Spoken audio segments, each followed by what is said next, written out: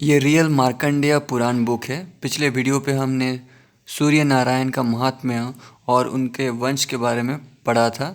ठीक है, तो जहाँ तक हमने पिछले वीडियो पे पढ़ा था उसके बाद यहाँ से शुरू करते हैं इस वीडियो पे।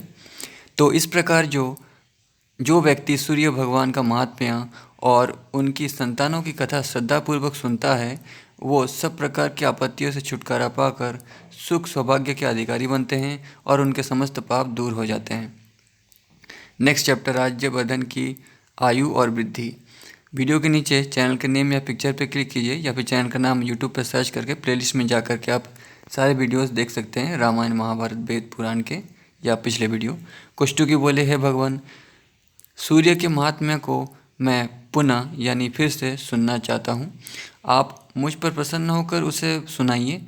मार्कंडेय जी ने कहा, आदिदेव भगवान सूर्य ने पूरा काल में यानी पुरातन काल में, प्राचीन काल से आराधित होकर जो कुछ किया, यानी लोगों ने जो उनकी आराधना की, याद किया उनको, वो सब तुम्हारे प्रति वर्णन करता हूँ। दम से पुत्र राज्यवर्धन नाम से प्रसिद्ध हुए और उन्होंने भली प्रकार से पृथ्वी का पालन किया। हे ब्राह्मण, उन्होंने अपने धर्म का पालन करते हुए प्रजा की रक्षा की, इसीलिए उनके शासनकाल में धन जन से राष्ट्र की नित्य वृद्धि होने लगी। उनके राज्यारूढ़ होने पर राजा पुरजन और संपूर्ण पृथ्वी अत्यंत पुष्ट हुई। उन राजा राज्यवर्धन के राज्य में कोई उपसर्ग, रोग, हिंसक जीवों का तथा अनावृष्टि का भय आदि न था। ये महायज्ञ का अनुष्ठान करके अभ्यर्थियों को दान देते और विषयों का भोग भी धर्म सहित करते थे। इस प्रकार राज्य शासन चलाते और भले प्रकार प्रजा का पालन करते हुए उनका 7 सहस्त्र वर्ष का समय एक दिन के समान व्यतीत हो गया। मतलब समय बहुत जल्दी पार हो गया अच्छा काम करते करते। उनका विवाह दक्षिण देश के राजा विदुरथ की पुत्री मानिनी से हुआ था। एक समय राजा राजपुरुषों के समक्ष रानी मानिनी राजा के सिर पर तेल मल रही थी, यानी सर में तेल लगा रही थी। तभी उसके नेत्र से आंसू टपक पड़ा। जब वो आंसू राजा के शरीर पर पड़ा तब उन्होंने उनके अश्रुपूर्ण नेत्र देखकर, यानी आंसुओं से भरी आँख को देखकर उसका कारण पूछा, परंतु उसने कोई उत्तर नहीं दिया और वो बिना शब्द किए रोने लगी, रुदन करने लगी। ये देखकर राजा ने पूछा, तुम क्यों रो रही हो? रानी ने राजा के प्रश्नों का उत्तर कोई बात नहीं कहकर दिया, चुप रह कर दिया। राजा के पुनः यानी फिर से अनेक बार प्रश्न करने पर भी जब रानी ने कोई उत्तर नहीं दिया तो राजा का आग्रह बढ़ा और उनके बारंबार पूछने पर रानी ने उनके बालों के बीच में एक श्वेत बाल को दिखाया, यानी सफ़ेद बाल को दिखाया। श्वेत का मतलब सफ़ेद होता है। और बोले, महाराज, क्रोधित होने का कोई कारण नहीं है। आप इसे देखिए, ये मेरा मंदभाग्य ही है। रानी की ये बात सुनकर राजा बड़े जोर जोर से हंस पड़े। उन्होंने हंसते हंसते ही राजपुरुषों और गुरुजनों के समक्ष ही मानिनी से कहा, है कल्याणी, हे विशाल नेत्र वाली, तुम रो मत, क्योंकि सभी जीवों में जन्म, वृद्धि, परिणाम आदि विकार उत्पन्न होते रहते हैं, इसलिए इस विषय में शोक नहीं करना चाहिए। मैंने सभी वेदों का अध्ययन, हजारों यज्ञ का अनुष्ठान, ब्राह्मणों को दान और पुत्र का उत्पादन यानी संतान का जन्म, मनुष्य के लिए दुर्लभ सुखों का तुम्हारे साथ उपभोग, भले प्रकार पृथ्वी का पालन, न्यायपूर्वक संग्राम तथा मित्रों के साथ हास परिहास यानी मस्ती मजाक और वत विहार यानी अपनी इच्छाओं को पूरा आदि सभी कार्य मेरे द्वारा होने से रह गया है, जिसके लिए तुम मेरा पका हुआ बाल देखकर डर रही हो। मतलब इनमें से कुछ अधूरा रह गया है क्या, जो मेरे बूढ़े होने की या पका हुआ बाल देख करके डर रही हो? हे सुबह, मेरे बाल पक गए हो, चाहे देह शिथिल हो जाए, इसमें अब मैं कोई हानि नहीं समझता, क्योंकि मैं अब धन्य हो गया हूँ। तुमने मेरे सिर में जो पका हुआ बाल देखा है, इसकी चिकित्सा वन का आश्रय लेकर करूँगा। बाल्यकाल में बाल क्रीड़ा, कौमारावस्था में उसके अनुरूप कार्य और युवावस्था में भोग आदि तथा वृद्धावस्था के प्राप्त होने पर वन का ही आश्रय करना चाहिए। यानी वृद्धावस्था होने पर संसार का त्याग करना चाहिए और वन में जाकर ध्यान करना चाहिए, जैसा कि धृतराष्ट्र, गांधारी और कुंती ने किया था।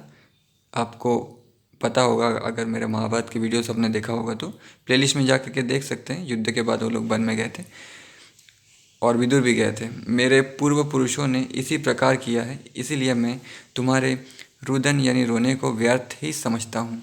इसलिए शोक को छोड़ दो, मेरे इस श्वेत यानी सफ़ेद बाल का, केश का दिखाई देना मेरे भाग्योदय होना ही है, इसीलिए रुदन नहीं करना चाहिए। मार्कंडेय जी ने कहा, हे महर्षि। फिर पास में बैठे हुए राजपुरुषों और पूर्ववासियों ने महाराजा राज्यवर्धन को प्रणाम करके विनयपूर्वक कहा, हे राजन, आपकी भार्या का रुदन व्यर्थ है। अब हमारे अथवा अन्य सब प्राणियों के रोने का समय आ गया है। हे नाथ, आप हमारे प्रति पालन करने वाले हैं। आपके सुख से वन का आश्रय ग्रहण करने की बात सुनकर हमारे प्राण ही निकले जा रहे हैं। यदि आप वन को जाते हैं तो हम सभी आपके साथ चलेंगे, क्योंकि आपके वनवासी होने पर मनुष्यों की सभी क्रिया नष्ट हो जाएगी। यदि आप इससे धर्म की हानि समझते तो अपने वनाश्रयी होने के विचार को छोड़ दीजिए। हे राजन, आपको इस पृथ्वी का पालन करते हुए 7 सहस्त्र वर्ष हुए हैं। तो दोस्तों, मैं बताना चाहूँगा उस समय का कैलकुलेशन, जिस कैलकुलेशन को करके ये 7 सहस्त्र वर्ष बता रहे हैं, और अभी का जो कैलकुलेशन है उसमें आकाश ज़मीन का फ़र्क है। ठीक है, अभी 365 दिन में 1 साल होता है, उस समय हो सकता है कम दिनों में हुआ करता था। तो मतलब उस समय का गणित अलग ही था, दिन और काल भी अलग थे।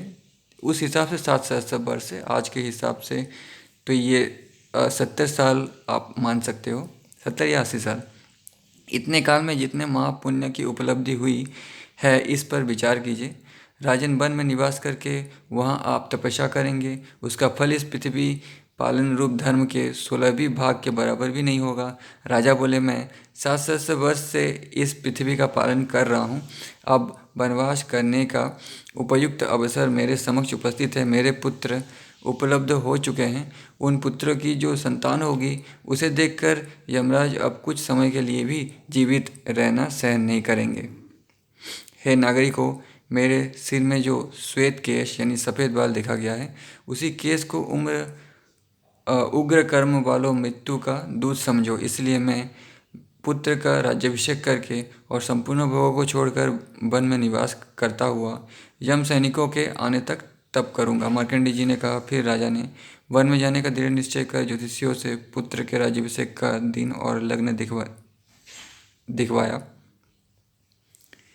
राजा के वचन को सुनकर वे शास्त्रदर्शी ज्योतिषी भी व्याकुल हृदय हो गए और हम कारण लग्न आदि देखने में असमर्थ रहकर गदगद स्वर से राजा के प्रति बोले, हे राजन, आपकी बात सुनकर हमारा सभी ज्ञान लुप्त हो गया है। हे मुनि, इसके पश्चात जो अन्य राजा उन महाराज के अधीन हुए थे, उनसे तथा उसी राजधानी के अन्य नगरों से अनेकानेक वृद्ध ब्राह्मण वहाँ आए और उन्होंने अपने सिर को कंपित करते हुए राजा से इस प्रकार कहा,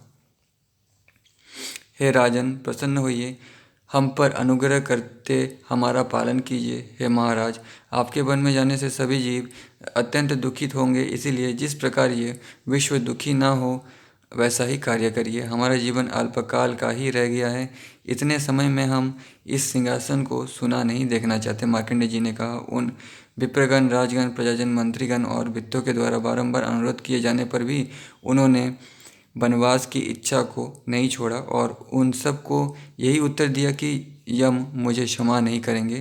तब ब्राह्मणों, विद्ध, पूर्ववासियों, मंत्रियों तथा वित्तों के परस्पर विचार करना आरंभ किया कि अब क्या करें। ब्राह्मण, राजा के प्रति स्नेह रखने वाले उन विप्र आदि ने यही निश्चय किया कि हम भले प्रकार ध्यानपूर्वक सूर्य की आराधना करें और इस राजा की आयु वृद्धि के लिए प्रार्थना करें।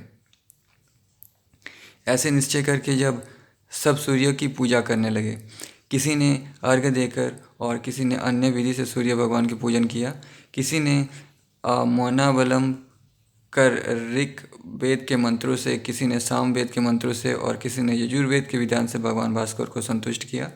कोई नदी तट पर तप करके सूर्य को प्रसन्न करने लगे, किसी ने अग्निहोत्र परायण होकर दिन रात निरंतर रवि सूक्त यानी सूर्यदेव का सूक्त का जप किया और कोई भगवान सूर्य की ओर देखते हुए ही खड़े रहे। इस प्रकार के सब अपनी अपनी विधि से सूर्य की आराधना से निश्चयपूर्वक लग गए। उन्हें इस प्रकार सूर्य की आराधना में दृढ़ता से लगे हुए देख कर एक सुदामा नामक गंधर्व वहाँ आया और उन आराधकों से कहने लगा, हे विप्रवर, यदि सूर्य की ही आराधना आपका लक्ष्य है तो इस प्रकार से आराधना करो जिससे वो प्रसन्न हो सके।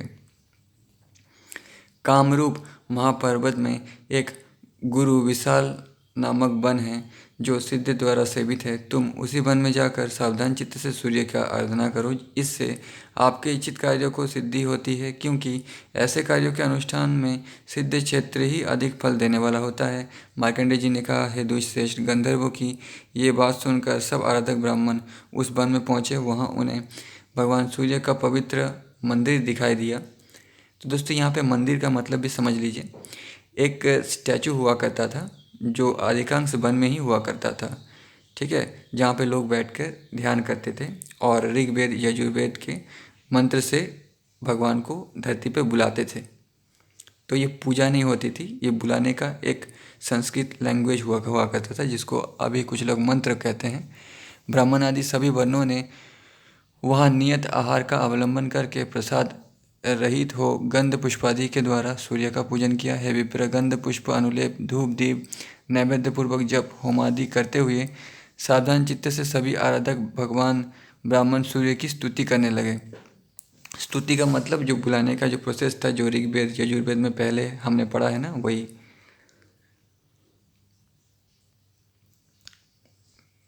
तो बुलाने का सामग्री भी तो चाहिए, पुष्प इत्यादि। ब्राह्मणों ने कहा, देवता दैत्य यक्ष और ज्योतिष ग्रहों में अत्यधिक तेज संपन्न भगवान भास्कर की शरण में हम आए हैं, जो देवों से संपूर्ण पृथ्वी और अंतरिक्ष को व्याप्त कर रहे हैं। जो आदित्य भास्कर भानु सविता देव दिवाकर पूषा आर्यमा शोभानु दीप्ति दिदीत और योगेश्वर कहे जाते हैं और चतुर्युगी के अंत में दुष्प्रेक्ष कालाग्नि के समान होते हैं तथा जो अनंत बाल पीले श्वेत और कृष्ण हैं, यानी जिनका रंग कृष्ण वर्ण है, काले, जो ऋषियों के अग्निहोत्र के समय यज्ञदेव के रूप में अवस्थित होते हैं, जो अक्षर परम गुरु अत्यंत श्रेष्ठ मुक्ति द्वार रूप ब्रह्म हैं, जो एक बार युक्त हुए छंदरूप अश्व पर आरूढ़ होकर आकाश में स्थित हैं, उदयस्त तक गमनशील और सुमेरु की प्रदक्षिणा में सदा तत्पर रहते हैं, जो सत्य सिद्ध पुण्य तीर्थ तथा पृथक रूप से विश्व में अवस्थित हैं, उन अदिति पुत्र अचिंत्य स्वरूप आदिदेश भगवान प्रभाकर यानी सूर्य की हमने शरण ग्रहण की है।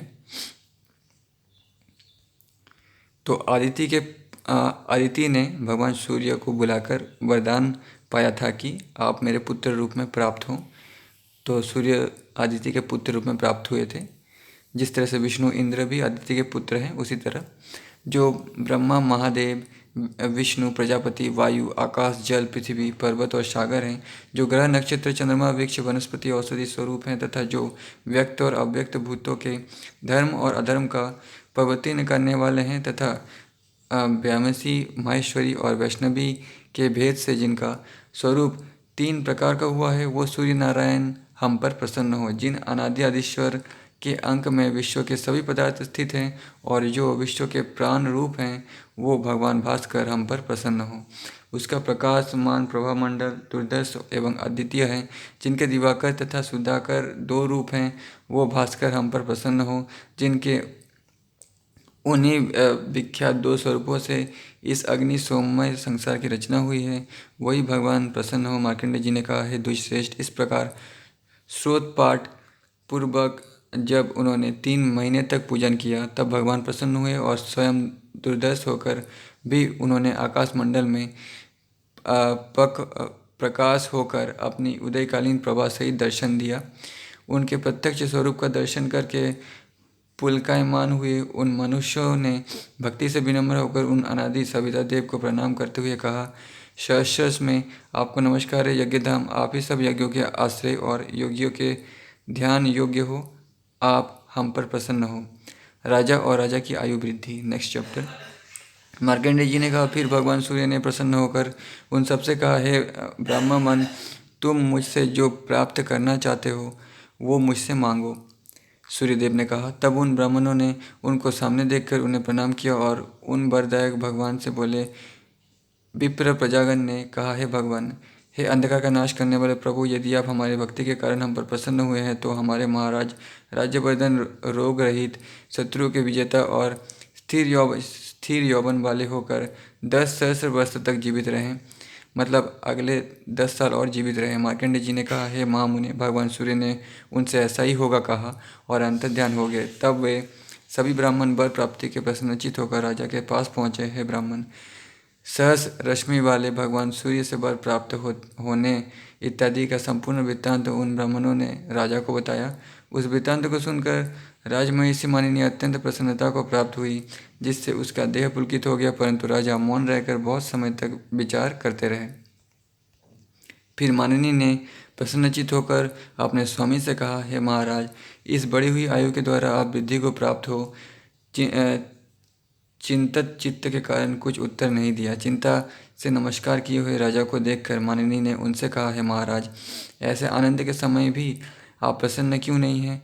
अब आप निरामय और स्थिर यौवन होकर 10 सहस्त्र वर्षों तक और जीवित रहेंगे, फिर आप प्रसन्न क्यों नहीं हैं? हे राजन, ऐसा आनंद का समय आ गया है तो भी आप चिंता से व्याकुल हैं, इसका क्या कारण है, ये मुझे बताइए। राजा ने कहा, हे भद्रे, मेरा कौन सा भाग्योदय हुआ है?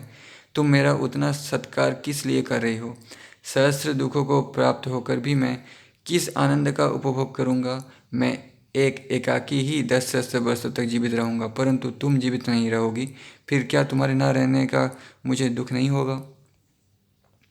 पुत्र, पौत्र, परपौत्र तथा प्रिय बांधव आदि को मरते हुए देखकर क्या मुझे कुछ कम दुख होगा? हे भद्रे, अत्यंत भक्ति वाले वित्तों और मित्रों की मृत्यु होने पर मुझे सदा ही महान दुख भोगना पड़ेगा। जिन्होंने मेरी आयु के निमित्त तप किया है वे भी मर जाएंगे, परंतु मैं जीवित रहकर सुख भोगूंगा। क्या मेरे ऐसे जीवन को धिक्कार नहीं है? मेरी ये 10 सहस्त्र वर्ष की परम आयु वृद्धि क्या हुई, ये तो अब मेरे लिए विपत्ति बन गई है। तो दोस्तों, उस समय बहुत जल्दी लोग शादी कर लेते थे, इसीलिए 10 साल में ही उनके पौत्र हो जाएंगे और वो बड़े हो जाएंगे, ऐसा कह रहे हैं। उस समय शादी करने का कोई एज नहीं था, ठीक है। सब बातों का विचार किए बिना ही तुम मुझे हर्षित करना चाहती हो। मानिनी ने कहा, है महाराज, यथार्थ ही ये इतना दुखकर होगा।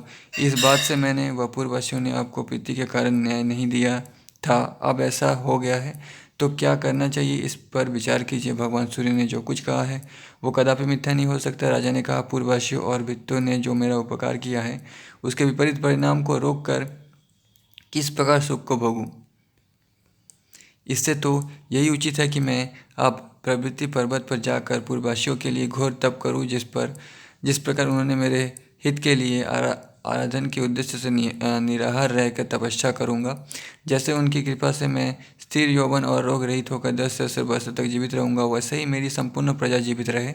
यदि भगवान भास्कर मुझ पर कृपा करेंगे तभी मैं प्रसन्न चित्तपूर्वक राज्य का भार वहन करता हुआ सुख भोग करूंगा, परंतु यदि भगवान सूर्य ने ऐसा कृपा नहीं की, जब तक मेरा जीवन रहेगा तब तक निराहार रहकर उसी पर्वत से तप करता रहूँगा। मार्कंडेय जी ने कहा, महाराज की बात सुनकर राजमहिषी भाविनी ने उनका अनुमोदन किया और वो अपने पति के साथ उसी पर्वत में चली गई।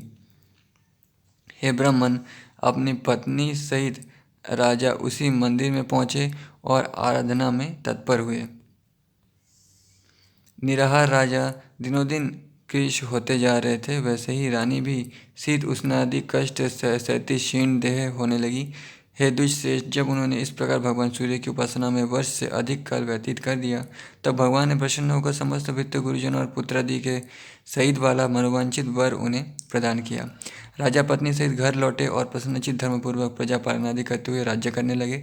वो धर्मात्मा महाराज अनेक यज्ञ अनुष्ठान करते और सत्पात्रों को दान देते हुए सुख भोगने लगे। उन्होंने अपने पुत्र पौत्र इत्यादि पूर्ववासी आदि के सहित स्थिर यौवन और प्रसन्नचित से 10 सहस्त्र वर्ष व्यतीत किए। उस समय भृगुवंशी महर्षि प्रमति ने उनका ऐसा चरित्र देखकर विस्मय युक्त होकर इस प्रकार गाथा कीर्तन की। भगवान भास्कर की कितनी आश्चर्यमय शक्ति है, जिसके प्रभाव से सारा राज्यवर्धन ने अपनी और अपने आत्मीयजनों की आयु वृद्धि की। हे ब्राह्मण, तुमने आदिदेव सूर्य के जिस महात्मा के विषय में प्रश्न किया था वो तुम्हारे प्रति कहा गया। सूर्य के इस उत्तम महात्मा को ब्राह्मण के मुख से सुनने और पाठ करने वाले मनुष्य सप्तरात्र के किए हुए पापों से मुक्त होते हैं। उन सूर्य के महात्मा को जो बुद्धिपूर्वक करते हैं वो धनी, निरोग और महान विद्वान होकर जन्म लेते हैं तथा महान दक्षिणा वाले यज्ञों के अनुष्ठाता होते और इस चरित्र को सुनकर समान फल को प्राप्त करते हैं। मूर्ख व्यक्ति पाप कर्म करके भी यदि सूर्य के इस महात्मा का जप करते हैं उनके पाप नष्ट हो जाते हैं। जिस देव मंदिर में सूर्य के इस महत्व का पाठ होता है उसके समीप से भगवान नहीं हटते। इसलिए हे ब्राह्मण, तुम भी महान पुण्य की कामना से सूर्य के इस महात्मा को हृदय में धारण कर जप करो। जो मनुष्य सोने के सींगों को मढ़ाकर दूध वाली गौ का दान करते और संयत चित्त से 3 दिन तक महात्मा को सुनते हैं उन दोनों का समान फल ही प्राप्त होता है। सूर्य वंशानुक्रम। मार्कंडेय जी ने कहा, है कुष्टुकी, तुमने जिस भगवान भास्कर का महात्म्य भक्ति सहित पूछा था वो भगवान ऐसे प्रभाव वाले हैं। वो संयचित योगियों के ईश्वर, सांख्य योग वालों के क्षेत्रज्ञ और योगियों के योगेश्वर है। ब्रह्मा विष्णु शिव स्वरूप सूर्याधिकार के बहन करने वाले उन भगवान भास्कर के संचय रहित एक पुत्र मनु नाम से हुआ, जिसे मनु का 7वां मनवंतर इस समय चल रहा है। महाबली एवं पराक्रमी इक्ष्वाकुनाभाग भीष्ट, नरिशत नाभाग, पृषग्र और धिष्ट नामक ये सभी मनुपुत्र पृथक पृथक राज्य के परिपालक करते, प्रसिद्ध यश वाले शास्त्रों में पारंगत और अस्त्रविद्या के ज्ञाता किया अभिलाषा से मित्र वरुण यजन किया, परंतु ये सब यज्ञ के होता के आचार से अंगहीन हो गया। इस कारण इला नाम की कन्या उत्पन्न हुई। उस यज्ञ से उत्पन्न हुई कन्या को देखकर मनु ने मित्र वरुण की स्तुति की और उनसे निवेदन किया कि आपकी कृपा से मुझे एक असाधारण पुत्र की प्राप्ति हो। इस कामना से मैंने यज्ञ किया जिससे इस कन्या की प्राप्ति हुई है। यदि आप मुझ पर प्रसन्न हुए हैं तो आपकी कृपा से मेरी यह कन्या ही अत्यंत गुणवान गुण संपन्न पुत्र हो जाए। ये कन्या ही गुण संपन्न पुत्र हो जाए। इस पर दोनों देवताओं ने ऐसा ही हो कहा और वो कन्या उसी समय पुत्र हो गया जिसका नाम सुद्युत्म हुआ।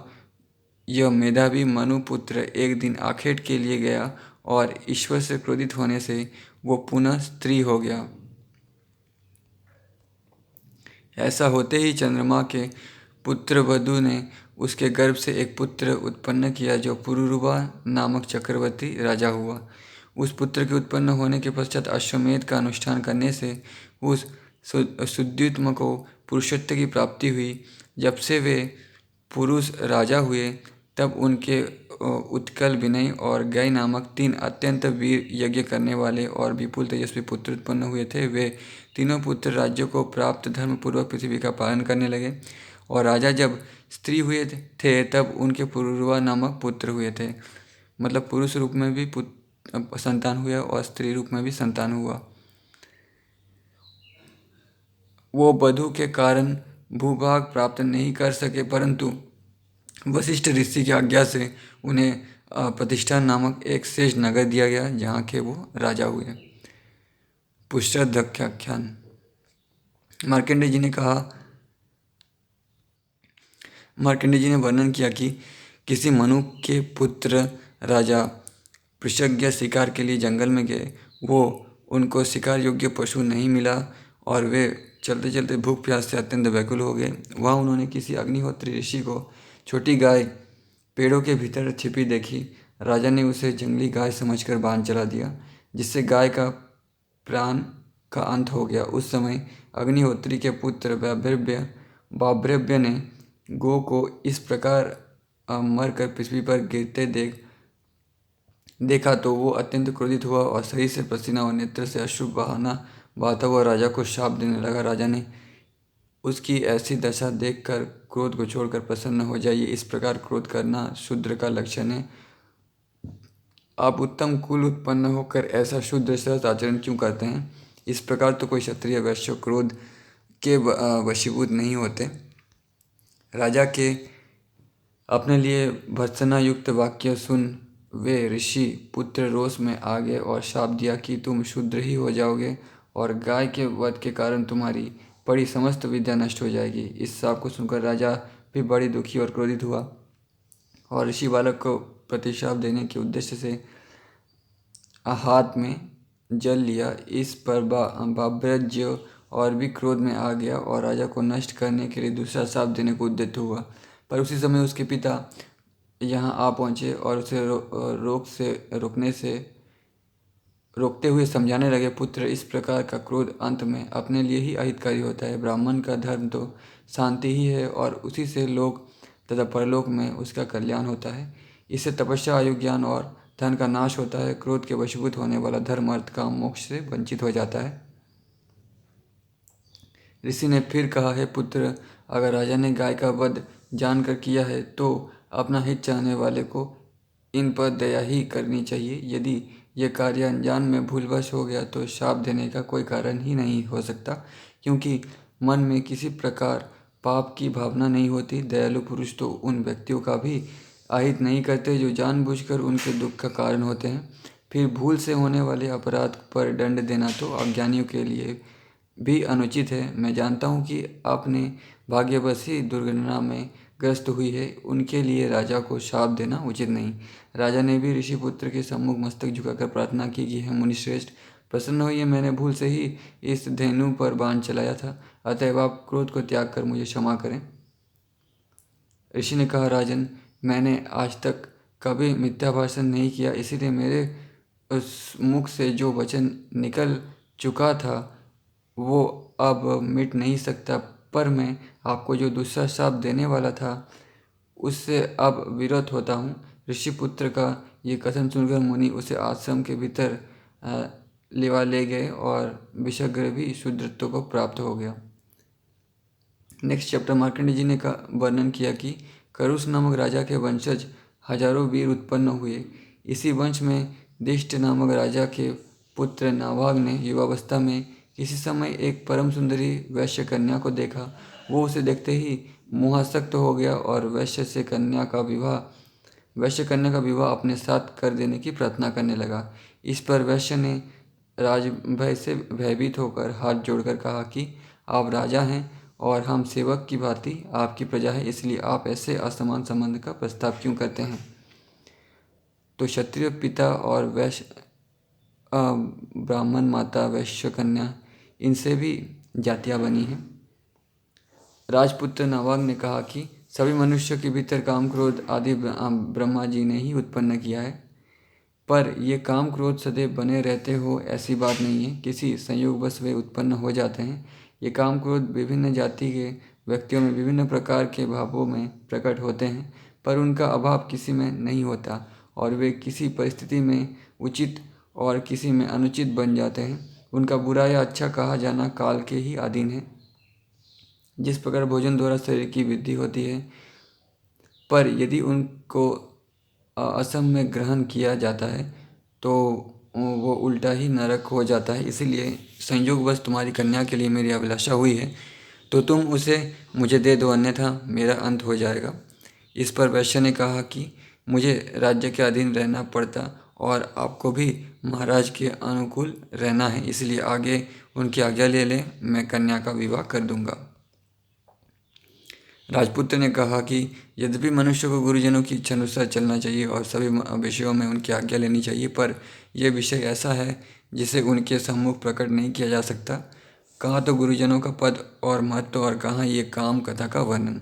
इन दोनों बातों में कोई मेल नहीं, इसलिए इस बात को उनके सामने नहीं कह सकता। वैश्य ने कहा, ठीक है, इस संबंध में गुरुजनों की आज्ञा लेना काम तथा होगी, पर यदि मैं इस संबंध में चर्चा करूं तो ये काम कथा नहीं मानी जाएगी। इस बात पर राजकुमार निरुत्तर हो गया और वैश्य ने सब वृत्तांत राजा के समक्ष जाकर निवेदन किया। राजा ने अपने पुत्र तथा ऋचिक आदि कर्म तत्ववेत्ताओं के सामने बुलाकर समस्त हाल कह सुनाया और पूछा कि इस विषय में आप क्या निर्णय करते हैं। ऋषियों ने कहा, महाराज राजकुमार, यदि आप वैश्य कन्या पर आसक्त हो गए हैं तो इसमें कोई बड़ा अधर्म नहीं है, पर इसका न्यायोचित मार्ग यह है कि पहले आप किसी स्वजातीय कन्या का पानी ग्रहण कर लें जो राजमहिषी के पद पर अभिषिक्त हो सके।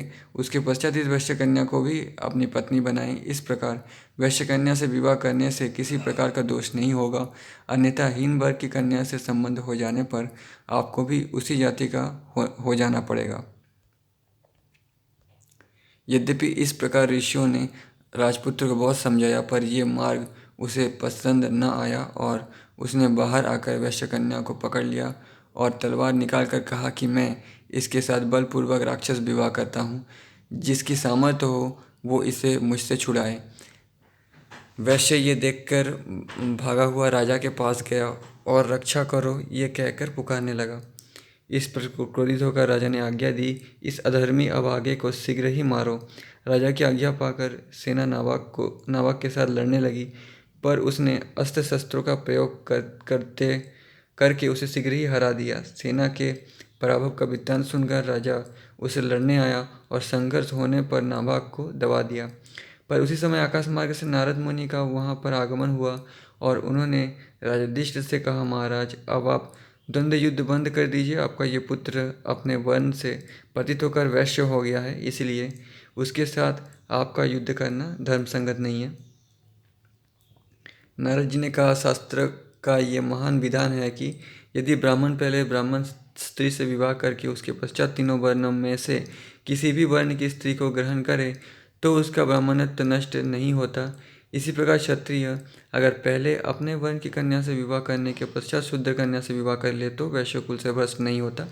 पर किसी भी वर्ग का व्यक्ति यदि प्रथम अपने वर्ण की कन्या से विवाह किए बिना दूसरे वर्ण की कन्या से विवाह कर लेता है, सर्वप्रथम सवर्ण का ही सुवर्ण का ही हो जाता है। जिस वर्ण की वो कन्या होती है, सर्वप्रथम सुवर्ण कन्या से विवाह न करने के कारण वो पिता के उत्तराधिकार का पात्र भी नहीं माना जाता। इस नियम के अनुसार आपका ये मंदबुद्धि पुत्र वैश्यत्व को प्राप्त हो गया और आप क्षत्रिय हैं, इससे आप दोनों का युद्ध उपयुक्त नहीं। आगे उसका क्या परिणाम होगा ये तो नहीं कहा जा सकता, पर अब आप युद्ध बंद कर दें। इस प्रकार नारद जी के समझाने पर राजा ने युद्ध बंद कर दिया और नाभाग की वैश्य कन्या से विवाह करके वैश्यत्व को प्राप्त हो गया। फिर वो राजा के पास गया और पूछा, महाराज अब मैं क्या काम करके जीवन निर्वाह करूं, उसका आदेश दे। राजा ने कहा कि बाबरव्य आदि जो ऋषिगण धर्माधिकार का निर्णय करते हैं उससे पूछकर जैसा यह बतलाए तदनुसार आचरण करो। तब उन धर्माधिकारी मुनियों ने कहा, खेती पशुपालन और व्यापार ही वैश्य के लिए निहित धर्म है। राजपुत्र नाभाग ने इस निर्णय को स्वीकार किया और वैश्य कर्म का आचरण करके निर्वाह करने लगा। यथा समय उनके बलंदर नामक पुत्र हुआ। उसके बड़े होने पर माता ने आदेश दिया, पुत्र गोपाल हो, अर्थात गो पालने का कार्य करो। और गो का अर्थ पृथ्वी भी होता है। और बलंदन ने उसी धर्म को ग्रहण किया। वो हिमालय निवासी नीप नामक राजर्षि की सेवा में उपस्थित हुआ। बलंदर ने राजर्षि नीप की यथाविधि वंदना की और कहा कि मेरी माता ने मुझसे गोपाल होने का आदेश दिया है, इसलिए पृथ्वी पालन मेरा कर्तव्य है। पर इस समय पृथ्वी पर मेरे अन्य कुटुंबियों ने अधिकार कर रखा है, इसलिए आप मेरा इस प्रकार मार्गदर्शन करें जिससे मैं पृथ्वी को प्राप्त करके उस कर्तव्य को पूर्ण कर सकूं।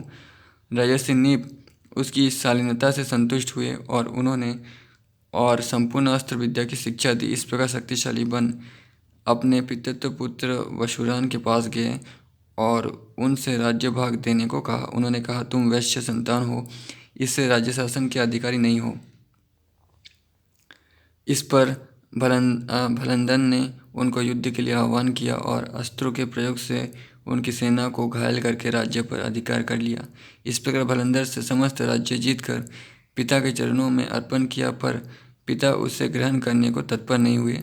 उन्होंने कहा, है पुत्र, पूर्वजों द्वारा शासित इस राज्य का उपभोग तुम ही करो, मैं राज्य नहीं कर सकता। ऐसी बात नहीं है, पर मैंने पिता की आज्ञा को अस्वीकार करके वैश्य कन्या से विवाह किया और इसके लिए राज्य अधिकार को त्याग दिया।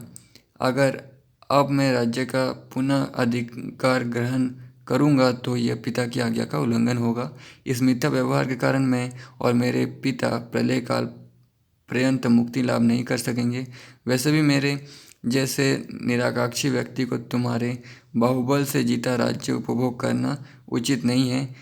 इसे तुम ही भोगो और कुटुंबियों को ही वासिस कर दो। मेरे लिए पिता की आज्ञा का पालन करना ही हितकारी है।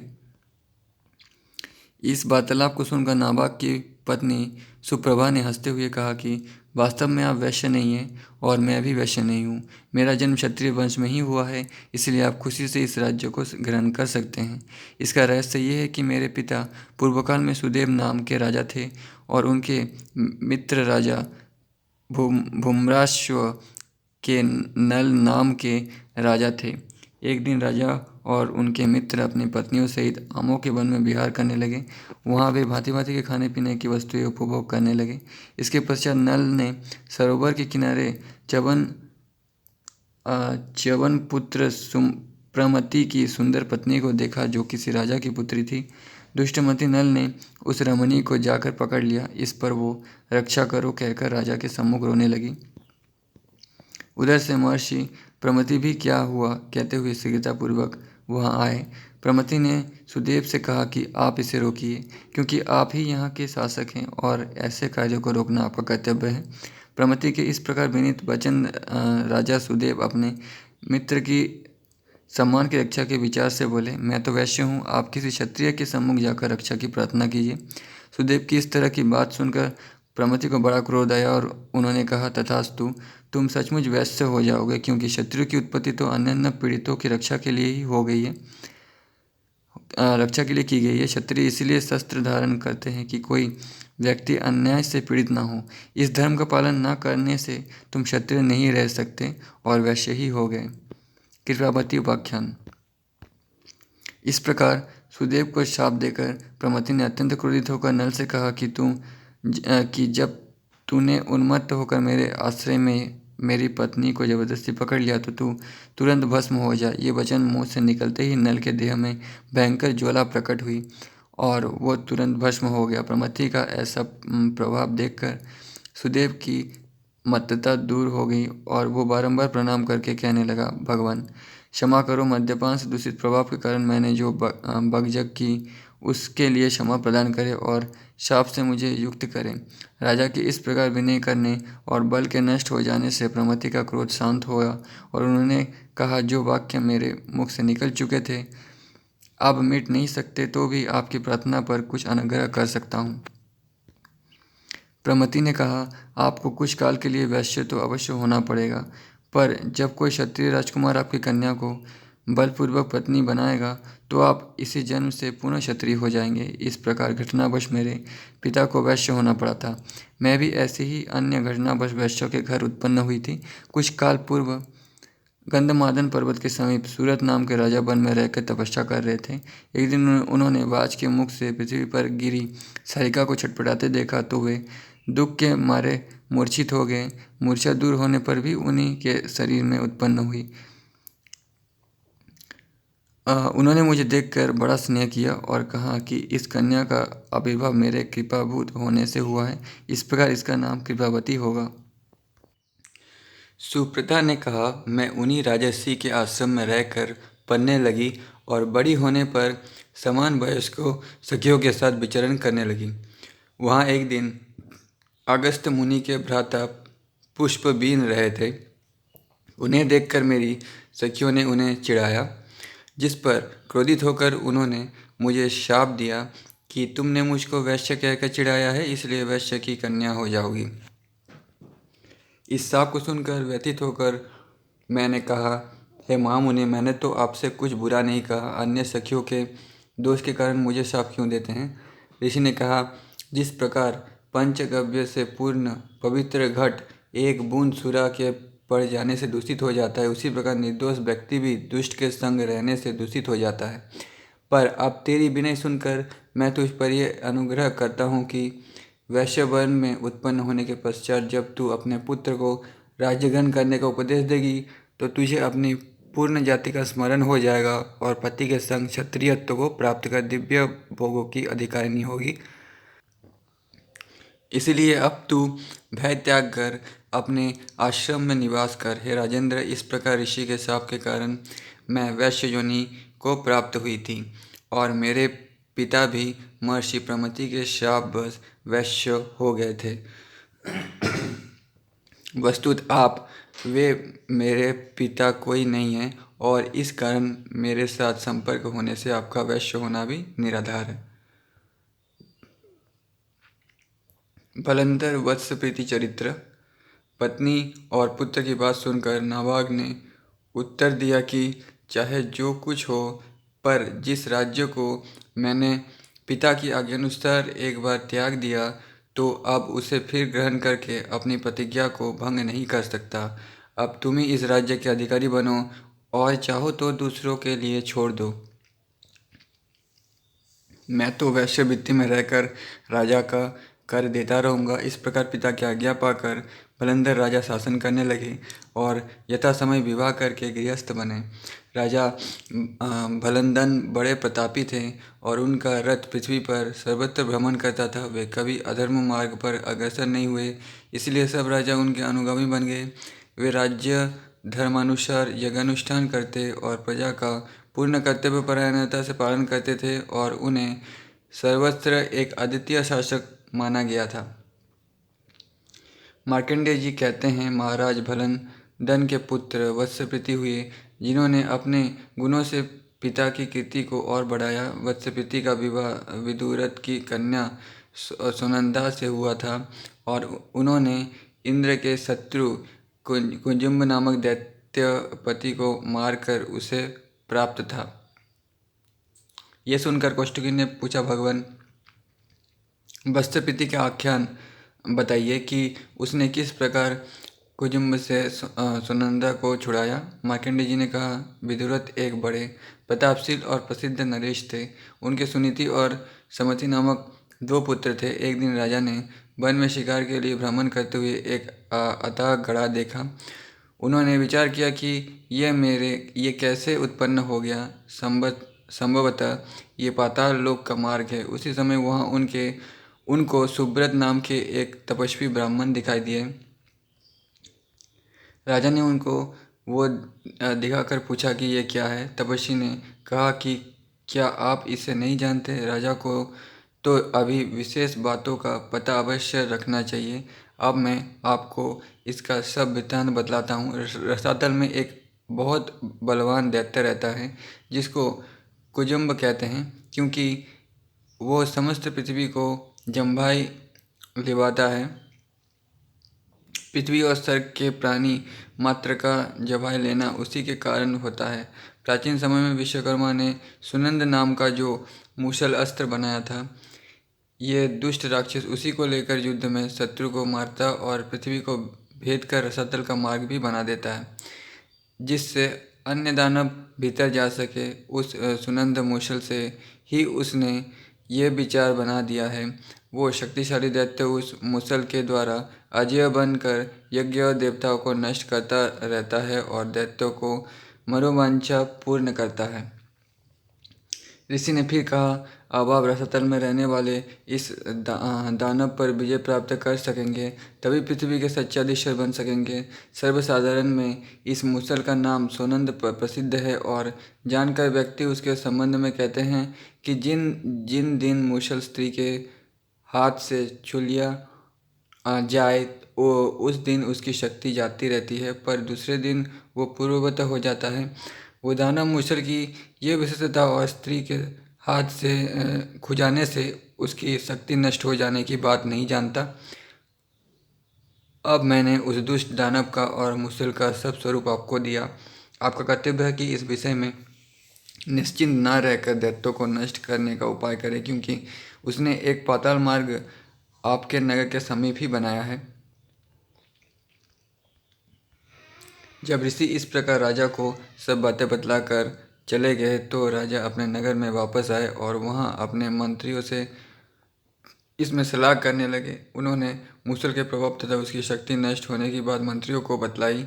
उस समय उनकी कन्या मुदावती भी वहीं पर बैठी सब बातें सुन रही थी। इस घटना से कुछ ही समय पीछे शीघ्र ही एक दिन जब मुदावती अपने सखियों के साथ उपवन में गई थी, कुजुम्ब दानव वहां आकर उसे पकड़ ले गया। जब यह खबर राजा को मिली तो वो बड़े क्रोधित हुए और अपने दोनों पुत्रों को बुलाकर कहा कि तुम दोनों वन प्रवेश का हाल जानते ही हो, इसलिए वहां जाकर निर्विंदा नदी के तटवर्ती पाताल विवर में होकर कुजुम्ब दानव को मारो, क्योंकि वो तुम्हारी बहन को हर ले गया है।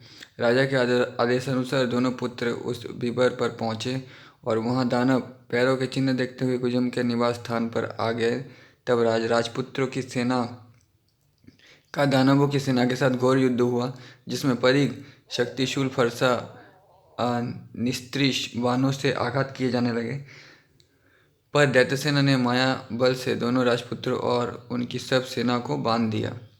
जब राजा विदुरथ ने अपने दोनों पुत्रों के बांधे जाने का समाचार पाया तो वे बड़े दुखी हुए और अपने सेनाध्यक्षों से उन्होंने कहा कि जो कोई दैत्यों को जीतकर मेरे पुत्र और कन्या को लाएगा, उसके साथ ही मैं अपनी कन्या का विवाह कर दूंगा। राजा इस विषय में बड़े निराश हो गए थे कि और इसलिए उन्होंने उक्त घोषणा का ढिंढोरा अपने राज्य में पिटवा दिया। ये समाचार बलंदन के पुत्र वत्सपति को भी मिला और उसने अपने पिता के मित्र राजा विधिरथ के पास पहुंचकर विनयपूर्वक कहा कि यदि आप मुझे आज्ञा दे तो मैं आपके प्रताप से उस दैत्य को मारकर कन्या तथा पुत्र को छुड़वा कर लाऊं। महाराज विदुरथ ने मित्रपुत्र वत्सप्रीति का हार्दिक स्वागत करते हुए कहा, है वत्स, यदि तुम इस कार्य को कर सकोगे तो मैं तुम्हारा मित्र पुत्र होना सार्थक समझूंगा।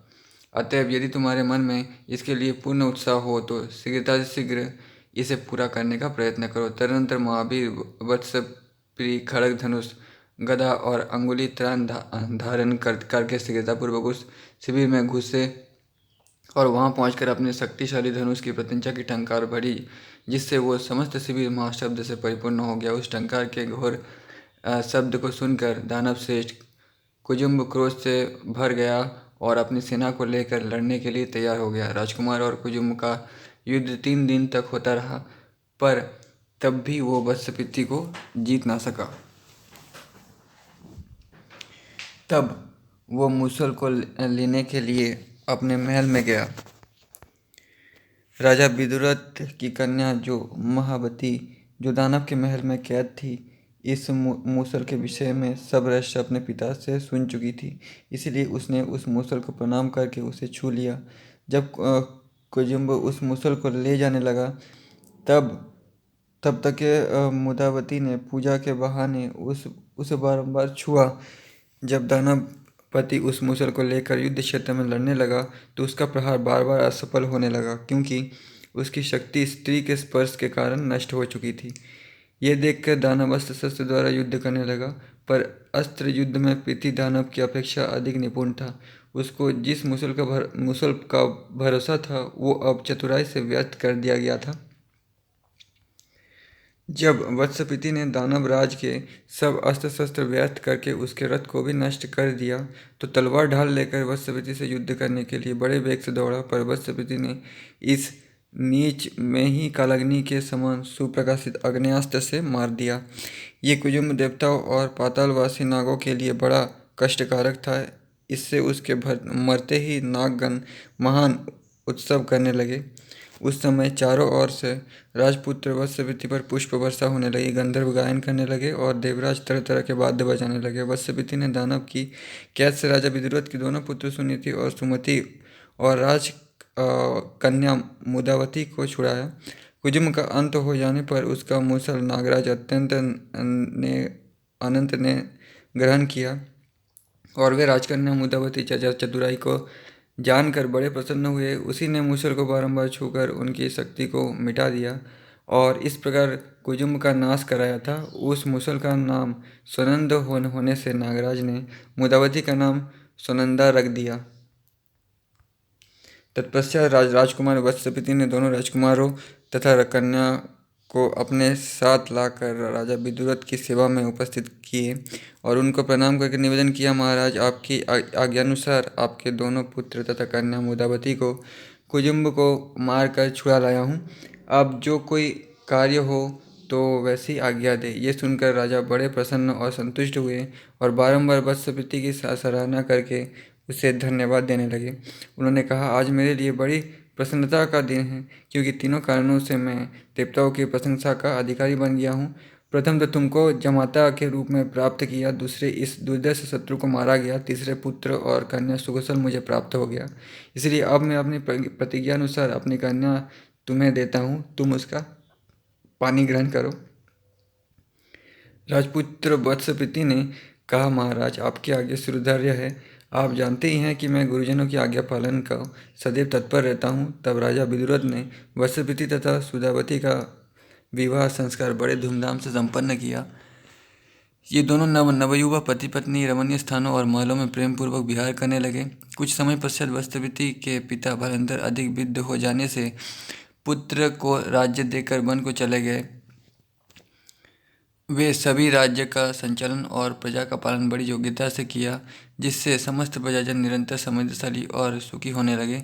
उनके राज्य में कोई वर्ण संकर नहीं होते थे और हिंसक जंतु, दुष्ट लोगों, धूर्त आदि का भय नहीं था।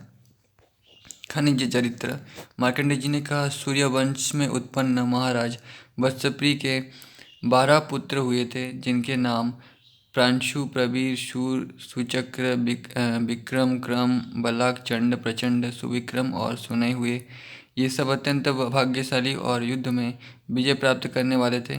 उनमें सबसे प्राशुराज हुए और अन्य 11 भाई उनके अधीन भृत्य के समान रहने लगे। उनके यज्ञ करने के समय में ब्राह्मणों तथा अन्य जाति के मनुष्यों ने भी धन का त्याग नहीं किया, इसलिए पृथ्वी का नाम वसुंधरा पड़ा। उन्होंने अपने पुत्र के समान ही प्रजा का पालन किया था। उनके राजकोष में जो धन एकत्र होता था, उसी धन के द्वारा सभी असंख्य यज्ञानुष्ठान संपन्न हुए थे। उन यज्ञों की आयु करोड़ और पद्म आदि संख्या में गणना संभव नहीं है।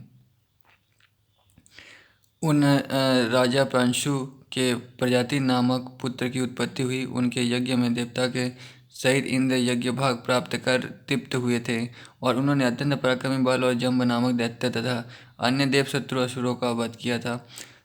उस राजा प्रजापति के खनित्र इत्यादि नाम वाले 5 पुत्र हुए थे। उन 5 में खनित्र ही अपने बल वीर्य से प्रसिद्ध राजा हुए। ये शांत, सत्यवक्ता, वीर, सब जीवों का हित चिंतन करने वाले थे। अपने धर्म में परायण, विद्यजनों की सेवा करने वाले, अनेक शस्त्रों के देखने वाले, बाग्मी, अस्त्र शस्त्र के ज्ञाता, विनयशील, अहंकारहीन तथा सर्वलोकप्रिय थे। वो सदैव कहते रहते, सभी जीव आनंदित रहे, विजन स्थान में स्नेह युक्त हो, सभी जीवों का कल्याण हो, सब निर्भय हो, सबकी पीड़ा नष्ट हो और मनोव्यथा किसी की भी ना हो, सभी प्राणी सबसे मित्रता प्रकट करे, ब्राह्मणों का कल्याण, पारस्परिक स्नेह, सभी वर्णों की समृद्धि और सभी कर्मों की सिद्धि हो। है मनुष्य, तुम्हारी मंगलमयी बुद्धि सदैव सब प्राणियों के हित में लगी रहे। जैसे तुम अपनी और अपने पुत्र की शुभकामना सदा किया करते हो, वैसे ही समस्त प्राणियों के हित की कामना करो। इसी में तुम्हारा अत्यंत हित निहित है। कौन किसके प्रति अपराधी है? जो मंदबुद्धि मनुष्य किसी का अहित करता है, उससे उसी का अहित होता है, क्योंकि कर्म के फल भोगने वाला कर्म करता ही है। ऐसा विचार करके सभी प्राणियों के हित में अपनी बुद्धि को रखो। हे ज्ञानी, अलौकिक पाप में प्रवृत्त मन होना, इसी से तुम्हें पुण्य लोक प्राप्त हो सकते हैं। मुझसे स्नेह रखने वाले मनुष्यों का भूमंडल में सर्वत्र कल्याण हो और जो मेरे प्रति द्वेष करे उसका भी कल्याण हो। वे राजपुत्र खनिज इस प्रकार की कामना वाले थे। उन्होंने अपने सब भाइयों के पृथक राज्य देकर स्वयं भी समुद्र तक इस पृथ्वी का पालन करते रहे।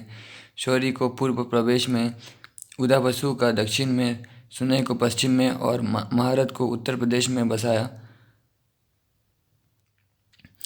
पृथक राजा के पृथक गोत्र के पुरोहित हुए। खनित्र और उनके भाइयों के मंत्रीवंश के क्रम में उपलब्ध पृथक गोत्र वाले पुरोहित के उसी के अनुसार शौरी के अत्रि वंशोत्पन्न सुहोत्र, उदावसु के गौतम वंशोत्पन्न कृषवत, सुनय के कश्यप गोत्रीय प्रम तथा महारथ के वशिष्ठ जी पुरोहित थे। इस प्रकार चारों भाई राजा होकर राज्य करते थे। संपूर्ण पृथ्वी के स्वामी खनित्र उनके आदिश्वर हुए। राजा खनित्र सभी भाइयों तथा प्रजा के प्रति पुत्र के समान व्यवहार करते थे। एक दिन राजा सौरी से उनके मंत्री विश्ववेदी ने कहा, हे राजन, मुझे इस एकांत के समय में कुछ निवेदन करना है। ये सब पृथ्वी और राजागण जिनके अधीन हैं, ये तथा उन्हीं के वंशधर राजा होते हैं। उनमें अन्य भाई पहले थोड़े से राज्य के अधिकारी होते हैं, फिर उनके पुत्र उनमें भी थोड़े, और पौत्र तो पुत्र की अपेक्षा भी अत्यंत अपराज्य के अधिकारी होते हैं। समय पाकर क्रमांतर से पीढ़ी राज्य के घटते अंत में उस वंश में लोग कृपी कर्म से जीविका चलाते हैं। हे राजन, भाई के स्नेह में बंधा हुआ भाई कभी भी अपने भाई का उद्धार नहीं करता। फिर दोनों भाइयों की संतान भी एक दूसरे को पराया ही मानने लगती है। उनके भी जब संतान होती है तो वे और भी दूर होती जाती है। उनके मन में अपनी संतान के सुख की ही चिंता रहती है। यदि राजागण संतोष का ही अवलंबन करे तो मंत्रियों की नियुक्ति क्यों करें। मेरे जैसे मंत्री के होते हुए और संपूर्ण राज्यों का भोग कर सकते हैं। मैं चेष्टा करने को प्रस्तुत हूँ और आप संतोष को व्यर्थ ही क्यों धारण किए हुए हैं। राज्य निष्पादन कर देना मंत्री का कर्तव्य है, परंतु उस राज्य प्राप्ति के कार्य में कारण दूंगा और आप कर्ता होंगे, इसलिए कारण के द्वारा अपने प्रत्येक राज्य पर अधिकारी होंगे। इसलिए कारण के द्वारा अपने प्रत्येक राज्य पर अधिकार करिए। हम तो इसी लोक में आपके लिए फल देने वाले हैं, परलोक में नहीं। राजा बोले, पृथ्वी का पालन करने वाले राजा हमारे बड़े भाई हैं, इसलिए वे समस्त पृथ्वी का राज करते हैं और हम थोड़ी पृथ्वी को भोगते हैं। हम 5 भाई हैं और पृथ्वी एक ही है, इसलिए पृथ्वी के संपूर्ण ऐश्वर्य को हम सब पृथक रूप से किस प्रकार भोग सकते हैं। इस पर विश्ववेदी ने कहा, हे राजन, आपका वचन सत्य है, परंतु यदि पृथ्वी एक ही है तो इस पर आप ही अधिकार करिए और सबके अधीश्वर होकर इस पृथ्वी को भोगिए। संपूर्ण आधिपत्य को प्राप्त होकर सब भाइयों में आप ही सबके स्वामी बनिए। मेरे द्वारा नियुक्त अन्य मंत्रीगण भी ऐसे ही चेष्टा कर रहे हैं। राजा बोले, बड़े भाई पुत्र के समान परिपालन कर रहे हैं, फिर उनके राज्याधिकार में मुझे ममत्व क्यों करना चाहिए। विश्ववेदी ने कहा, फिर तो आप राज्याधिकार पूर्वक विभिन्न प्रकार के सत्कारों द्वारा उनका पूजन करिए।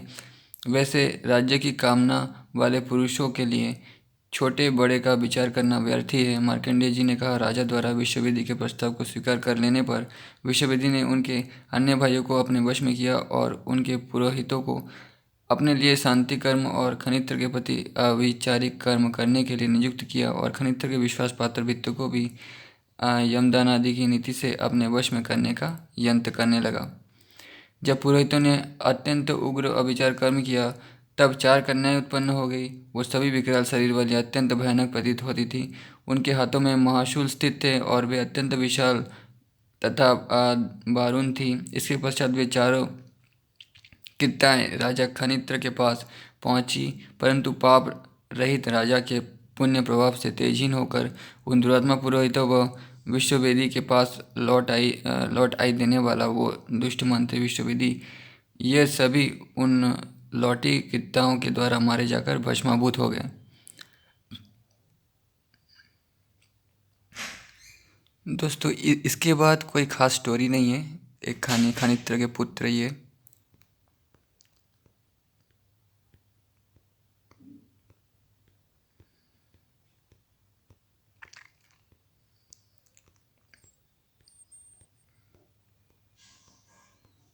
बस मार्कंडेय पुराण अब ख़त्म होने ही वाला है, इसलिए कोई खास स्टोरी या खास जानकारी इसमें नहीं है। फिर उसके पुत्र विभीष के पुत्र खनी के पुत्र, यही सब लिखा गया है। पक्षियों ने कहा, हे जमीने, महामुनि मार्कंडेय जी ने इस प्रकार कहकर कौस्तुकी मुनि को विदा किया और मध्याह्न क्रिया संपन्न की। हे महामुनि, जो हमने आपसे कहा है ये सब स्वयं भगवान मार्कंडेय जी ने कहा था। हमने भी उन्हीं से सुना है। आपसे कहा गया ये मनोहर पुराण मार्कंडेय जी के द्वारा कहा गया एवं अत्यंत पवित्र है। इसके पढ़ने या सुनने से आयु की वृद्धि और सभी कामनाओं की सिद्धि होती है और उसके पाठ करने से भी पापों के मुक्ति होती है। पहले जो आपने 4 प्रश्न किए थे उन सब का उत्तर पिता पुत्र संवाद, स्वयंभू की सृष्टि, मनुष्य की उत्पत्ति तथा राजागण का चरित्र भी आपके प्रति कहे गए हैं। अब आप और क्या सुनना चाहते हैं? इस सब को सुनने और सभास्थल में वाचक कराने वाला मनुष्य सभी पापों से छूटकर ब्रह्मलोक में लीन हो जाता है। पितामह ब्रह्मा जी ने 18 पुराण कहे थे, उनमें ये मार्कंडेय पुराण 7वां है। प्रथम पुराण ब्रह्म है, द्वितीय पद्म है, फिर वैष्णव है, शिव, भागवत, नारदीय, मार्कंडेय, आग्नेय, भविष्य, ब्रह्मवैवर्त, लिंग, बराह और स्कंद, वामन, कूर्म, मत्स्य, गरुड़ और फिर 18वां ब्रह्मांड पुराण है। तो दोस्तों, पितामह ब्रह्मा जी ने जो 18 पुराण कहे थे वो यही है। ठीक है, फिर से नाम सुन लीजिए। ब्रह्म पुराण, पद्म पुराण, विष्णु पुराण, शिव पुराण, भगवत पुराण, नारद पुराण, मार्कंडेय पुराण, अग्नि पुराण, भविष्य पुराण, ब्रह्म वैवर्त पुराण, लिंग पुराण, बराह पुराण, स्कंद पुराण, वामन पुराण, कूर्म पुराण, मत्स्य पुराण, गरुड़ पुराण और फिर 8वां ब्रह्मांड पुराण। इन 18 पुराणों के नाम का ही पाठ करने वाला तथा तीनों संध्या में जप करने वाला मनुष्य अश्वमेध यज्ञ के समान फल प्राप्त करता है। सर्ग, प्रतिसर्ग, वंश, मनवंतर, वंशानुचरित, ये 5 लक्षण पुराणों के होते हैं। 4 प्रश्न वाले इस मार्कंडेय पुराण के सुनने से 100 करोड़ कल्प के भी पापों का क्षय होता है तथा ब्रह्म हत्या आदि सब महापाप प्रचंड वायु से टूटे हुए तृण के समान ही इसके पाठ करने से नष्ट हो जाते हैं। इसके श्रवण करने से वैसा ही पुण्य मिलता है जैसा पुष्कर में दान करने से मिलता है। इसकी संपूर्णता में वेद पाठ की संपूर्णता के समान फल की उपलब्धि होती है। इस पुराण को सुनने वाले पंडित ब्रह्मा के समान पूजन करे, गंध पुष्प पुष्पादि से पुराण का पूजन कर ब्राह्मण भोजन कराएं, यथाशक्ति ग्राम और ब्राह्मण आदि प्रदान करे। यह पुराण संपूर्ण विदात से युक्त तथा धर्म का स्थान रूप है। इसके श्रवण करने से सर्वार्थ सिद्ध होती है। इस संपूर्ण पुराण को सुनकर व्यास पूजन करे तथा धर्म, अर्थ, काम, मोक्ष चारों पदार्थ की प्राप्ति होती है। स्वर्ण, वस्त्र और अलंकार आदि से युक्त गो गुरु को दे और गो मतलब गाय सुनने का फल प्राप्त करने के लिए दान द्वारा गुरु को संतुष्ट करे। वाचक की पूजा किए बिना जो पुरुष इसको सुनते हैं इन्हें कुछ भी पुण्य लाभ नहीं होता। ज्ञानी जन उन्हें शास्त्र चोर कहते हैं। देवता उनसे रुष्ट हो जाते हैं। पितृगण भी अप्रसन्न होकर उनके द्वारा दिया गया श्राद्ध ग्रहण नहीं करते और उन्हें तीर्थ स्थान के फल से भी वंचित होना पड़ता है। सज्जनों के समाज में उनकी निंदा होती है, इसलिए विद्वानों का अवज्ञापूर्वक श्रवण नहीं करना चाहिए। जो मनुष्य साधुओं द्वारा शास्त्र पढ़ते समय अवज्ञा करते हैं वो पुराण का पूजन करने वाले मनुष्य सब पापों से मुक्त होते हैं और अपने कुल को पवित्र करते हैं। वे पवित्र होकर अवश्य ही विष्णु लोक को प्राप्त होते हैं। वहाँ से पुनः संसार में नहीं लौटते। केवल इस पुराण के ही सुनने मात्र से वो स्पष्ट उत्कृष्ट योग की प्राप्ति होती है, परंतु वो पूरा नास्तिक, शूद्र, वेद निंदक, गुरु दृष्टि, व्रत त्यागी, माता पिता के निंदक और शास्त्र आदि के निंदक को प्रदान ना करे। मर्यादा के तोड़ने वाले और जाति को दूषित करने वाले मनुष्यों को भी ना दे तथा मार्कंडेय जी ने कहा यह समस्त उपाख्यान धर्म, स्वर्ग और मोक्ष के दाता है।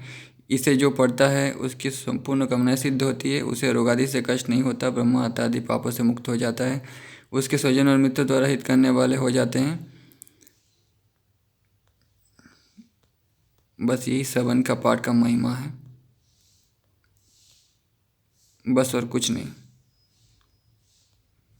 मार्कंडेय पुराण यहाँ पे ख़त्म हो गया। So thank you.